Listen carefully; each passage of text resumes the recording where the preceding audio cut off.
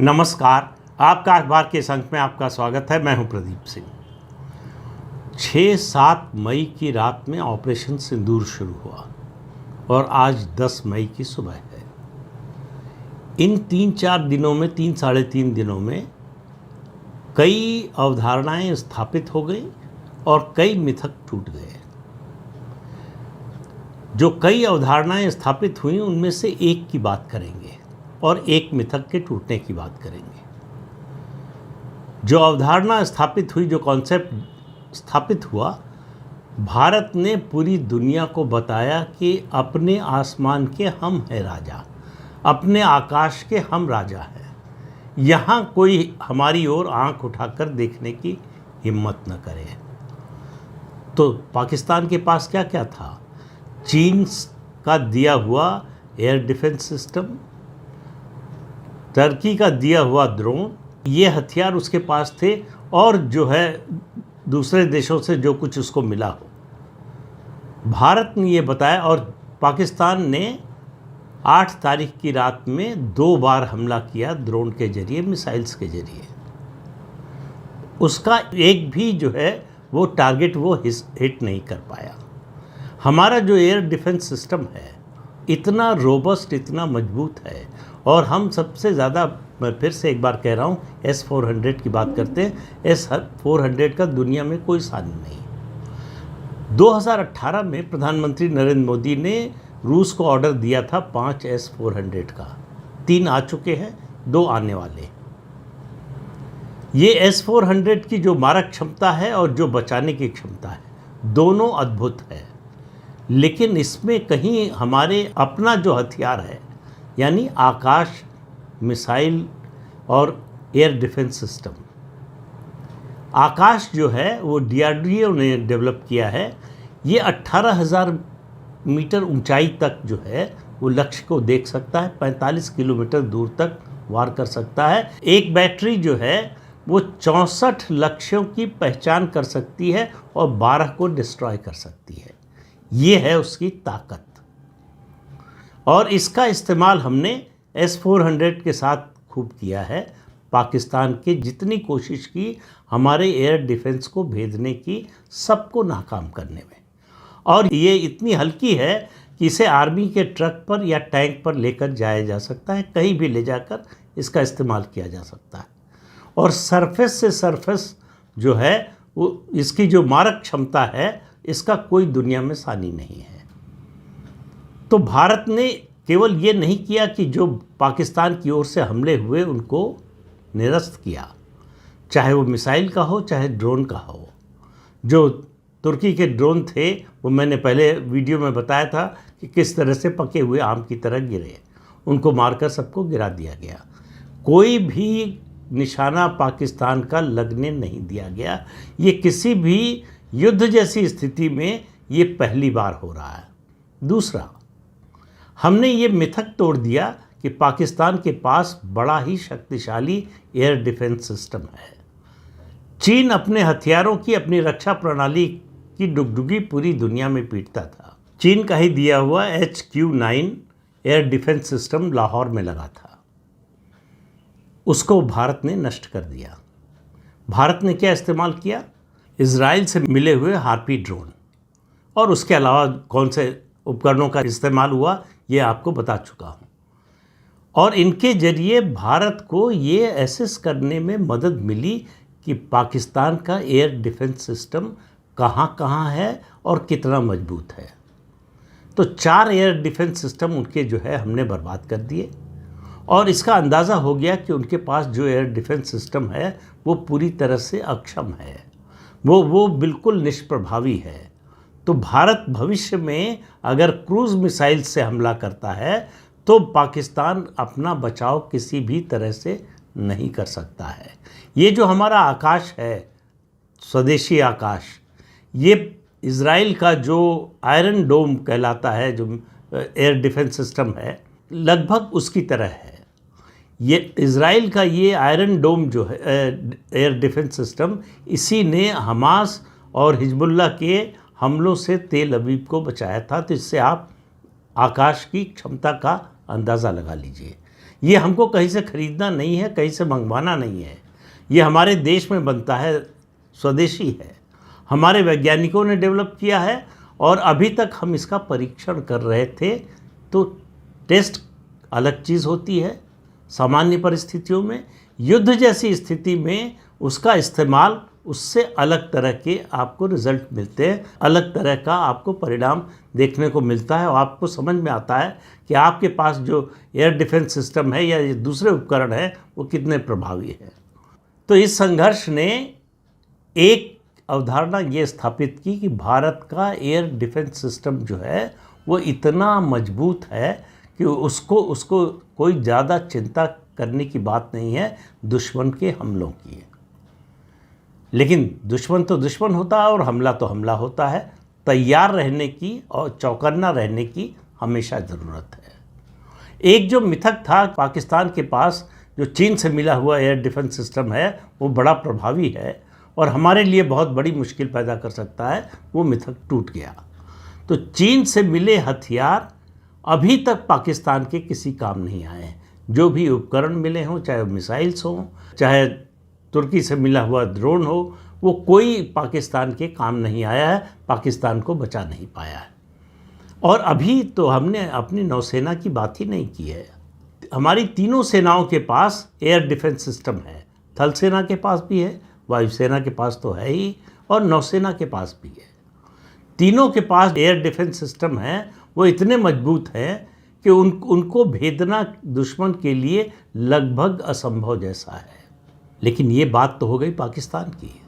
इस समय एक और देश की पैनी नज़र होगी इस पूरे घटनाक्रम पर, और वो है चीन। चीन देख रहा होगा, वो भी नाप तौल कर रहा होगा कि भारत की एयर डिफेंस क्षमता क्या है। कल को अगर चीन को आक्रमण करना पड़े, जिसकी अभी कोई संभावना दिखाई देती नहीं, चीन सीधे कोई युद्ध लड़ता नहीं। 1962 का युद्ध छोड़ दें तो चीन जो है सीधे युद्ध में उतरता नहीं, और पाकिस्तान की मदद में तो कभी नहीं उतरा। न 1965 में आया, न 1971 में आया, न 1999 में कारगिल के समय आया। तो इसलिए चीन इस समय आएगा जबकि वो अंतर्राष्ट्रीय स्तर पर अपनी आर्थिक समस्याओं के कारण फंसा हुआ है और भारत की ओर मदद की नज़र से देख रहा है। भारत इस समय सबसे अच्छी स्थिति में है उसकी मदद करने की। तो ऐसे में भारत के एकदम खिलाफ जाएगा चीन, वो पाकिस्तान को छोड़ेगा नहीं। पाकिस्तान उसके लिए उपयोगी है, भारत उसकी ज़रूरत है। ये फ़र्क है दोनों देशों में। तो अब चीन को ये तय करना होगा कि जो उपयोगी है उसको वरीयता देगा या जो उसकी ज़रूरत है उसको वरीयता देगा। चीन की कोशिश, मेरा जो अंदाज़ा है, एक संतुलन बनाने की कोशिश होगी कि भारत नाराज़ ना होने पाए और चीन जो है पाकिस्तान की किसी तरह से मदद कर सके, रक्षा कर सके अगर। तो इसलिए जो है चीन की भूमिका को हमेशा संदेह की नज़र से देखना चाहिए। लेकिन ये जो एयर डिफेंस सिस्टम है, बहुत से रक्षा विशेषज्ञों का कहना है कि हमारे पास जो कुछ है सब नहीं दिखा देना चाहिए, क्योंकि चीन भी देख रहा है। चीन को भी पता चल जाएगा, चीन जानना भी चाहता होगा कि हमारे पास क्या क्या है। तो हमारे पास जितना है साजो सामान, उसमें से कुछ बचा कर रखना चाहिए। हमने पाकिस्तान की ताकत का अंदाज़ा लगा लिया। अब हमको मालूम हो गया है कि पाकिस्तान की हैसियत क्या है, पाकिस्तान की ताकत क्या है और उससे कैसे निपटा जा सकता है। अब पाकिस्तान बचाव का रास्ता खोज रहा है, दुनिया भर में अपने राजनयिकों को भेज रहा है कि भारत को रोकिए, भारत से कहिए कि इस संघर्ष को रोके। क्योंकि जो आकलन है भारत के रक्षा विशेषज्ञों का और उसके अलावा भारत के बाहर के रक्षा विशेषज्ञों का, पाकिस्तान 7 से 8 दिन तक इस संघर्ष को चला सकता है। उससे ज़्यादा की उसकी क्षमता नहीं है, न तो सैन्य क्षमता है न आर्थिक क्षमता है। तो इसलिए पाकिस्तान के लिए जो है इस संघर्ष को चलाना मुश्किल है, लेकिन उसको कोई फेस सेविंग चाहिए। भारत ने देने की कोशिश की थी। भारत ने जब ऑपरेशन सिंदूर का पहला चरण शुरू किया तो ये कहा कि हमने किसी सैनिक ठिकाने पर हमला नहीं किया, हमने जो है आम लोगों पर हमला नहीं किया, हमने केवल आतंकवादियों के खिलाफ कार्रवाई की है। पाकिस्तान अगर चाहता तो उस मौके का फ़ायदा उठाता कि आतंकवादियों ने आपके यहाँ जो है नरसंहार किया था, आपने उसका बदला ले लिया, बात खत्म हो गई। तो ये जो मौका भारत ने दिया था वो पाकिस्तान चूक गया, उसको अपने बारे में गलतफहमी हो गई, या उसका जो थल सेनाध्यक्ष है उसका अहंकार देश के हित पर भारी पड़ा, और उसने मिसाइल और ड्रोन हमला जो है 8 तारीख की रात में करना शुरू कर दिया। एक भी हमला कारगर नहीं हुआ उसका। तो अब पाकिस्तान के अंदर से आवाज़ उठने लगी है अपनी सेना के खिलाफ, लेकिन वो अलग मामला है। भारत इंतज़ार कर रहा है पाकिस्तान के अगले कदम की। जो बार बार मैं शुरुआत से इस संघर्ष के बारे में, मैं क्या सभी लोग कह रहे हैं, एस्केलेशन लैडर एक टर्म यूज़ की जा रही है। एस्केलेशन लैडर पर कहाँ तक जाएंगे ये निर्भर करेगा पाकिस्तान पर। पाकिस्तान इसको कितना बढ़ाना चाहता है, उसी हिसाब से भारत ने ये बता दिया है कि तुम एक कदम आगे चलोगे, एक सीढ़ी ऊपर चढ़ोगे तो हम 4 सीढ़ी ऊपर चढ़ेंगे, और जवाब ऐसा देंगे कि तुमको जीवन भर याद रहे। तो इसलिए भारत ने अपना पक्ष बिल्कुल स्पष्ट कर दिया है, और दुनिया के सामने भी स्पष्ट कर दिया है कि हम पूर्ण रूप से युद्ध में नहीं जाना चाहते, लेकिन अगर पाकिस्तान इसके लिए मजबूर करेगा तो हम पीछे भी नहीं हटेंगे। हमने जो है अभी तक जो कार्रवाई की है वो इसी हिसाब से की है, लेकिन पाकिस्तान ने एक लक्ष्मण रेखा लांघ दी है फिर से, और वो है उसने हमारे सैनिक ठिकानों पर हमला करने की कोशिश की 8 तारीख की रात में। अब ये देखना है कि भारत इसका जवाब कैसे, कितनी मात्रा में और कब देता है, और आप ये मान कर चलिए कि इसका जवाब तो दिया जाएगा। पाकिस्तान को देखिए हमने क्या किया है पिछले 77-78 सालों में। पाकिस्तान को सबक सिखाने का हमको जितनी बार मौका मिला, 48 में 1 महीने सीज़ फायर रुक गया होता तो कश्मीर पूरा हमारा होता, आज हमारे अधिकार में होता, हमारे प्रशासन में होता। 1965 में पीर पंजाल से लेकर बाकी इलाके, पीर पंजाल के इलाके का जिक्र बार बार इसलिए करता हूँ कि जितने आतंकवादी हैं, जितने उनकी घुसपैठ का यही रास्ता है। हमने कब्जा किया था, हमने जो है अंतर्राष्ट्रीय दबाव में छोड़ दिया। 1971 में सेना ने हमारी सफलता हासिल की, युद्धबंदी बनाए उनके सैनिक, लेकिन उसके बाद हमने शिमला समझौते में सब कुछ गंवा दिया। जो इलाका जीता था वो लौटा दिया, युद्धबंदी लौटा दिए, अपनी युद्धबंदी वापस नहीं ले पाए, और कोई जो जीता हुआ हमारा इलाका था उसको रख नहीं पाए। दयानतदारी में या दोस्ती में किस वजह से, इसके बारे में कोई जानता नहीं। फिर 1999 में हमारे सामने एक ऑप्शन था, हम एयर स्पेस का उल्लंघन करते और अपनी एयरफोर्स का इस्तेमाल करते, पाकिस्तान की सीमा के अंदर, पाकिस्तान की एयर स्पेस के अंदर जाते। वो हमने नहीं किया। उस समय भी अंतर्राष्ट्रीय दबाव हमारे ऊपर था। तो हमने हर बार, जैसे होता है ना, सांप को अगर आप मारना चाहते हैं तो उसको अधमरा मत छोड़िए, बड़ा खतरनाक होता है। पाकिस्तान के बारे में उसी तरह से सोचना चाहिए कि अगर इसके यहाँ जो आतंकवाद की फसल जो है उगाई जाती है उसको हमेशा के लिए समाप्त नहीं करेंगे तो ये समस्या बनी रहेगी। तो ये हमारे पास एक बार फिर मौका आया है कि पाकिस्तान को बताएं कि आतंकवाद किसी भी सूरत में, किसी भी हालत में बर्दाश्त नहीं किया जाएगा। पाकिस्तान ने एक तरह से अपने को एक बार और एक्सपोज कर दिया है पूरी दुनिया के सामने।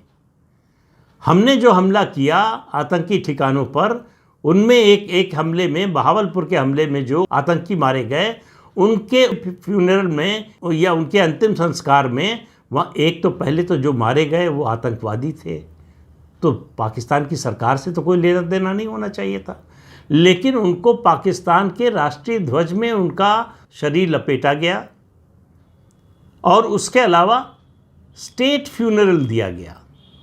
पाकिस्तान दुनिया में दावा कर रहा है कि हमारे नागरिक मारे गए, तो आप नागरिक मारे जाएं, चाहे युद्ध में चाहे युद्ध के बिना, तो स्टेट फ्यूनरल कब होता है? और वहाँ पाकिस्तान की सरकार के बड़े लोग और पाकिस्तान की सेना के लोग क्यों मौजूद थे? तो ये आतंकवादियों से पाकिस्तान का, सरकार का और उसकी सेना का जो रिश्ता है वो पाकिस्तान ने खुद ही पूरी दुनिया को दिखा दिया। तो हमको कुछ ज़्यादा साबित करने की ज़रूरत नहीं है, और हमारे इस एक्शन को पाकिस्तान ने ही जस्टिफाई कर दिया है। तो आकाश पर हमारा राज है, पृथ्वी पर जो है यानी थल सेना के स्तर पर पाकिस्तान हमारे मुकाबले में कहीं नहीं ठहरता। और नेवी की बात आए तो पाकिस्तान फिर हमारे सामने कहीं नहीं ठहरता। ये हमारी सरकार और नेवी को फैसला करना है मिलकर, कब कराची के पोर्ट पर कब्जा किया जाए, कब्जा करना है कि नहीं, क्या एक्शन लेना है, ये इसका फैसला करके केवल नेवी को बताने की ज़रूरत है। तो अभी जो परिस्थिति है उसमें भारत रोज़ हर घंटे जीत रहा है और पाकिस्तान रोज़ और हर घंटे हार रहा है। वो हार अपनी कब मान लेगा ये देखने की बात है। अगर वो हार मानकर पीछे हट जाता है तो ये संघर्ष रुक सकता है, रुकेगा कि नहीं मालूम नहीं, लेकिन अगर वो हार मानकर पीछे नहीं हटता है तो ये संघर्ष अपनी अंतिम परिणति तक पहुंचेगा, इसमें कोई शंका नहीं होनी चाहिए। तो इस अंक में इतना ही, अगले अंक में फिर मिलेंगे किसी नए मुद्दे के साथ। तब तक के लिए अनुमति दीजिए। आपसे अनुरोध है कि ये चैनल देखिए, शेयर कीजिए, लाइक कीजिए और सब्सक्राइब ज़रूर कीजिए। नमस्कार।